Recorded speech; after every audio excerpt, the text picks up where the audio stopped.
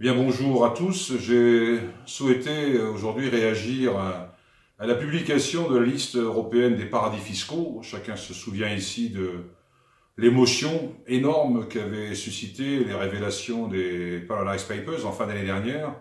Et suite à cela, M. Moscovici notamment et les dirigeants de l'Union européenne avaient promis d'établir une liste des paradis fiscaux mondiaux en annonçant d'emblée qu'aucun État membre de l'Union européenne ne figurait sur cette liste. Donc déjà cette liste était caduque avant même d'avoir vu le jour.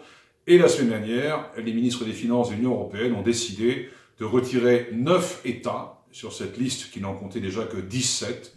C'est-à-dire que le Panama, par exemple, a été retiré de cette liste. Et quand on connaît l'implication du Panama dans les Panama Papers, révélation de l'an dernier, eh bien, on imagine que cette liste n'aura aucun effet.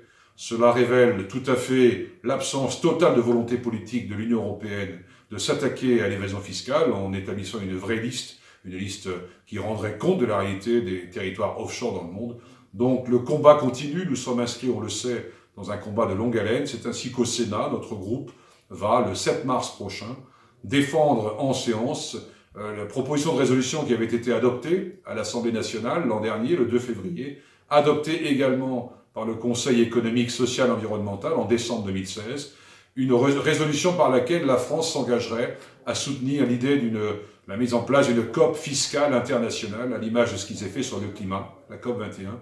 Et nous portons donc cette résolution, et nous la porterons le 7 mars prochain dans l'hémicycle, et tâcherons de faire le maximum pour qu'elle soit adoptée, et qu'elle devienne ainsi la volonté du Parlement français qui sera transmise au gouvernement, auquel nous demanderons de la porter et la défendre auprès des instances internationales, l'ONU, le FMI, la Banque mondiale par exemple.